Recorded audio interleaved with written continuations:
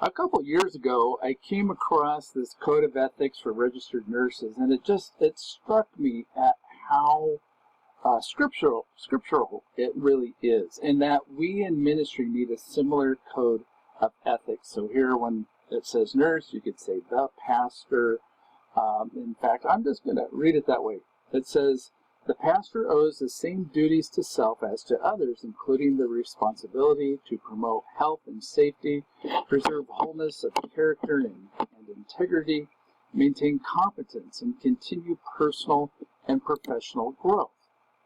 Pastors should eat a healthy diet, exercise, get sufficient rest, maintain family and personal relationships, engage in adequate leisure and recreational activities, and attend to spiritual or religious needs. And this is what I call soul care, or you can call it self-care. But soul care, to me, the soul speaks of our whole life. That the soul, the word soul is shorthand for life, for everything that we are, every aspect of our life. So nurses are, their code of ethics says, they take care of themselves so that they can take care of others. And that's really at the essence of being able to manage stress, is because if we're healthy in all these other areas, then we will have as much life flowing into us as flows out of us. Because nurses, a nursing career is a very demanding career, very similar to pastors in the sense that we are giving out to people who are in deep need, when often there are emergencies. So we need to be at our spiritual, physical, mental, and emotional best. Well, I'll just mention here quickly the importance of getting sleep. Wayne Mueller, in his book on Sabbath rest, says the world aches for the generosity of a well-rested people, because when we are well-rested, we're more than glad to give away to others. But when we're exhausted, it's so easy to be resentful. It's like, why is this person bothering me? Don't they know that I'm tired, or I'm hungry, or I'm just not feeling very well? But I find for myself, when there's more life flowing into me than out of me, when life is flowing out of me because there's an excess, I am happy to be able to give to others. But when there's a scarcity of that, that's when I withdraw. That's when I'm resentful. And for that reason, caring for ourselves is not selfish. It's an act of love for others, as well as stewardship of the one and only life that God has given us. So, please, please, please get enough sleep. Get at least 8 hours of sleep a night. And then engage in regular exercise. John Wesley says it's our duty to take care of our bodily health, because he knew that when we were not healthy physically, then we will not be healthy spiritually.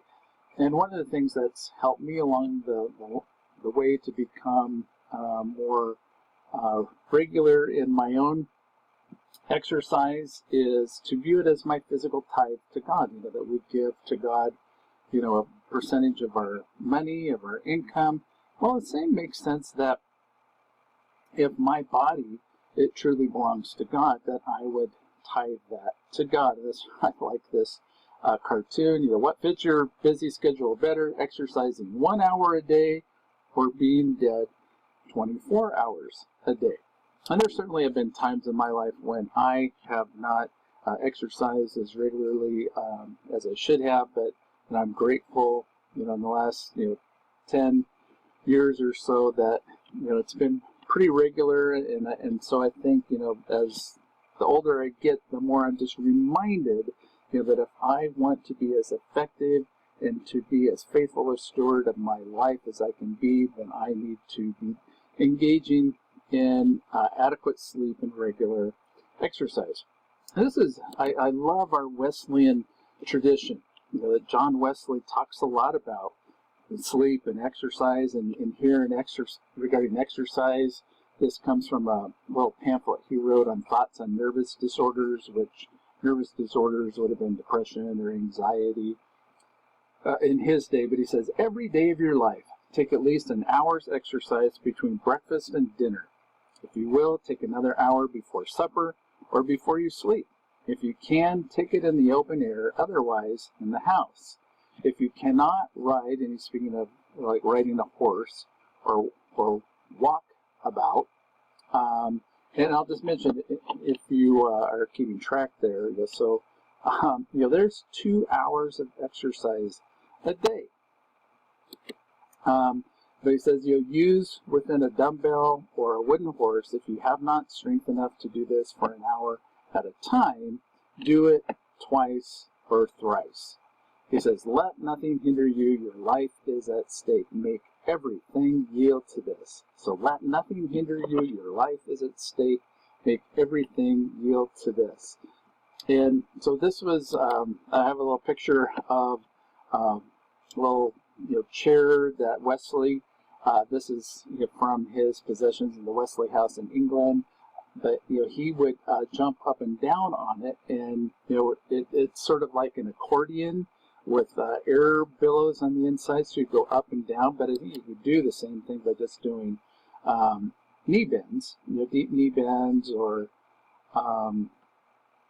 do jumping jacks or something like that. But that's one way that Wesley sought to exercise regularly in the midst of London winters, where it's very cold and rainy and muddy.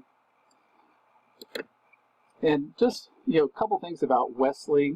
He lived to be 88 years old. And I love how healthy and vital he was throughout his life. I think genetics was part of that, but certainly also the way he cared for his body was another. But in 82, there's a famous episode where he was out what he called begging for the poor to raise money for an orphanage in the middle of winter.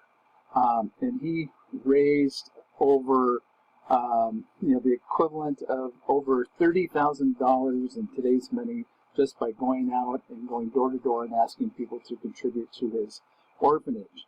And then at 87, in the last year of his life, he preached over 100 oral sermons. So, an average of 2 a day, and he wrote 7 sermons for publication. So he was vital his entire life.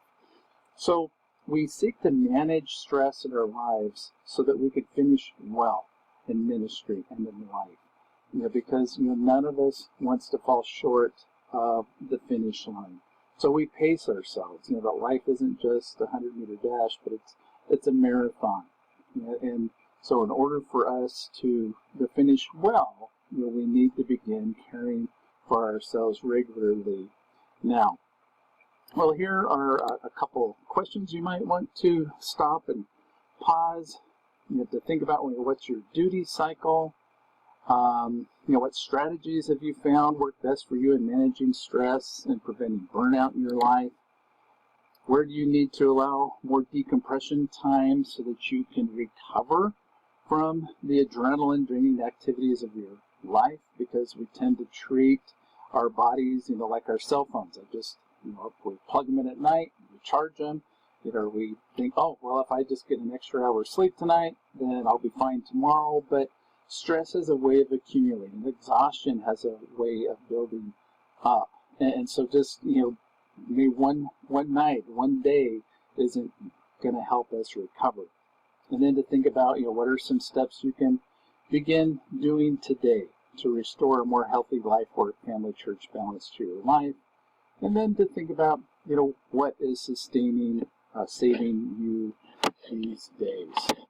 And then to try and build more of that into your life. Well, I hope this has been helpful. I crammed it in as quickly as I could.